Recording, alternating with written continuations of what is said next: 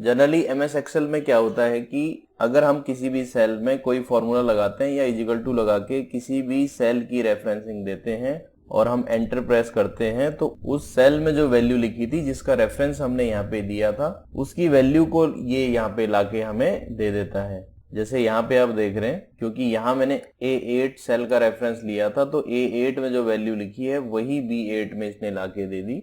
क्या ऐसा हो सकता है कि हम यहाँ पे जिस सेल का रेफरेंस ले रहे हैं उस सेल में अगर किसी दूसरी सेल का एड्रेस दिया हुआ है तो एमएस एक्सेल हमें जिस सेल का एड्रेस यहाँ पे हमने लिखा हुआ है उसकी वैल्यू लाके दे दे। जैसे यहाँ पे हमने A3 लिखा है तो A3 में यहाँ पे हेलो लिखा हुआ है, उसको लाके दे दे। तो ये काम करता है एमएस एक्सेल का इनडायरेक्ट फंक्शन। आज की इस वीडियो में हम समझेंगे कि एमएस एक्सेल का इनडायरेक्ट फंक्शन क्या है और ये कैसे काम करता है। एमएस एक्सेल का इनडायरेक्ट फंक्शन बाकी फंक्शन से उल्टा काम करता है। जैसे अगर सपोज मैं यहाँ पे किसी भी सेल का रेफरेंस दूं, मैं यहाँ पे A3 सेल का रेफरेंस दे रहा हूं और जब मैं एंटर प्रेस करता हूं तो A3 सेल में जो वैल्यू लिखी है ये उसको लाके हमें इस सेल में दे देता है जहां पे हमने इस रेफरेंस को यूज किया है। लेकिन एमएस एक्सेल का इनडायरेक्ट फंक्शन ऐसा नहीं करता, बल्कि वहां पे जो वैल्यू लिखी है उसको एक एड्रेस में कन्वर्ट कर देता है। जैसे आप देख रहे हैं A8 में A3 लिखा हुआ है, मतलब ये किसी सेल का एड्रेस है। अब मैं यहाँ पे आपको इनडायरेक्ट फंक्शन लगा के दिखाता हूँ। सबसे पहले हम समझते हैं कि इनडायरेक्ट फंक्शन का सिंटैक्स क्या है। इनडायरेक्ट फंक्शन यूज करने के लिए आपको लिखना है = इनडायरेक्ट। इसमें पहला सिंटैक्स होता है रेफरेंस टेक्स्ट। जिस टेक्स्ट को आप इनडायरेक्ट फंक्शन में यूज करना चाहते हैं, सपोज मैं यहाँ पे A8 सेल को लेना चाहता हूं तो मैं A8 सेल सेलेक्ट कर रहा हूं और इसके बाद कॉमा, देन ये बोलता है रेफरेंस स्टाइल।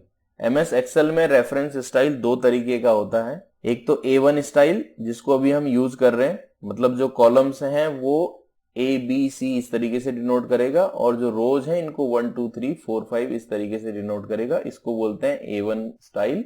और दूसरा तरीका होता है R1C1 स्टाइल। अगर आप R1C1 स्टाइल को समझना चाहते हैं तो आई बटन पर दी हुई वीडियो पर जाके देखें और मैं इसका लिंक आपको डिस्क्रिप्शन बॉक्स में भी दे रहा हूं, आप वहां से भी जाके देख सकते हैं। अगर आप R1C1 स्टाइल यूज कर रहे हैं तो यहाँ पे आपको फॉल्स लिखना होता है, और अगर आप A1 स्टाइल यूज कर रहे हैं तो यहाँ पे ट्रू लिखना होता है। और बाय डिफॉल्ट आप इसको स्किप भी कर सकते हैं, बिना रेफरेंस दिए भी आप इसको कंप्लीट कर सकते हैं, जिसमें ये A1 स्टाइल को यूज करेगा। जब आप एंटर प्रेस करेंगे तो आप देखेंगे कि इनडायरेक्ट फंक्शन ने जिस सेल का हमने रेफरेंस दिया वहां पे जो एड्रेस लिखा था उसकी वैल्यू हमें लाके दी है। जैसे हमने यहाँ पे A3 लिखा हुआ है और जब हमने इनडायरेक्ट फंक्शन यूज किया तो वहां पे A8 सेल का रेफरेंस लिया था। A8 सेल में A3 का एड्रेस लिखा हुआ है और A3 में जो वैल्यू हमने लिखी है वो इसने यहाँ पे लाके दी है।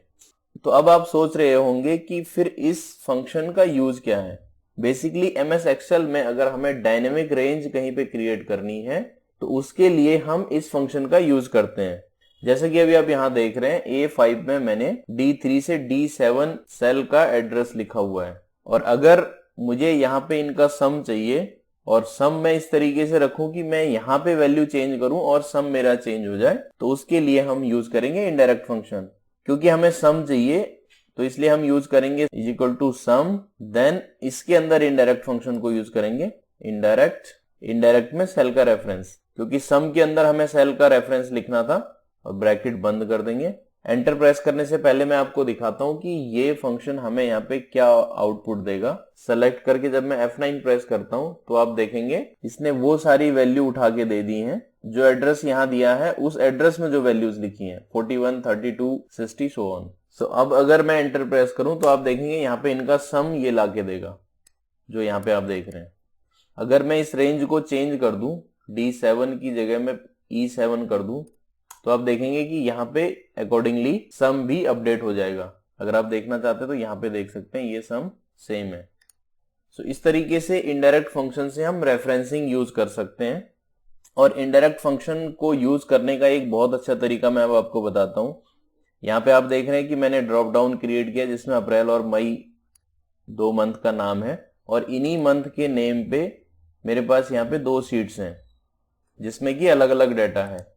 अब हमें यहाँ पे बेसिकली चाहिए कि अगर मैं यहाँ पे अप्रैल सेलेक्ट करता हूं तो ये जो टोटल सेल है वो डाटा यहाँ पे आ जाए, और अगर मैं इसको मई कर दूं तो फिर ये मई का डाटा आ जाए। अगर मैं इसको डायरेक्टली यूज करूं तो मेरे को क्या करना होगा, इक्वल टू अप्रैल में जाके देन इस सेल का रेफरेंस देना होगा। तो यहाँ पे जो एड्रेस है वो कुछ इस तरीके से आएगा, अप्रैल देन एक्सक्लेमेटरी मार्क्स और देन उस सेल का address.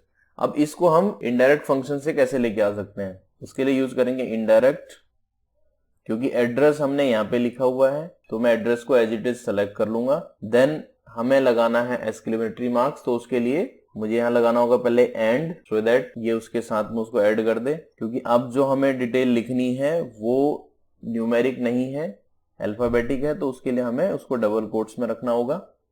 Double quote start then exclamatory marks then उस सेल का एड्रेस जहां से हमें वैल्यू चाहिए। तो हमें वैल्यू चाहिए A9 से और double quotes close bracket close. Enter press करने से पहले मैं आपको दिखाता हूं कि हमें ये क्या वैल्यू लाके देगा।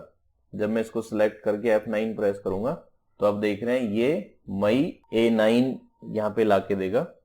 अब जैसे ही मैं एंटर प्रेस करूंगा तो यहाँ पे मई A9 का डाटा ये लाके हमें दे रहा है। A9 में यहाँ पे टोटल लिखा है तो इसलिए ये A9 का डाटा यहाँ पे दे रहा है। अगर मैं इसको A की जगह B कर दूं तो आप देखेंगे जो टोटल वैल्यू है वो यहाँ पे इसने लाके दी है मई की। अब अगर इस मई को मैं ड्रॉप डाउन से चेंज करके अप्रैल करूं तो आप देखेंगे यहाँ पे जो वैल्यू ये लाके दे रहा है वो जो अप्रैल वाली सीट में B9 में लिखा हुआ है वो यहाँ पे लाके दे रहा है। तो इस तरीके से बेसिकली इनडायरेक्ट फंक्शन से हम किसी भी वैल्यू को एड्रेस में कन्वर्ट कर सकते हैं। इसी प्रकार इनडायरेक्ट फंक्शन को हम नेम रेंज में भी यूज कर सकते हैं।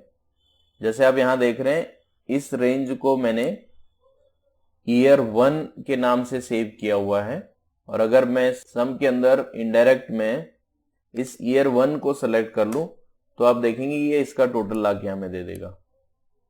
और अगर इसको मैं ईयर 2 कर दूं, बेसिकली नेक्स्ट सेल का रेफरेंस दे दूं, तो वहां जो वैल्यू लिखी है उसको जो हमने नेम रेंज दिया है उसका सम ये हमें लाके दे देगा।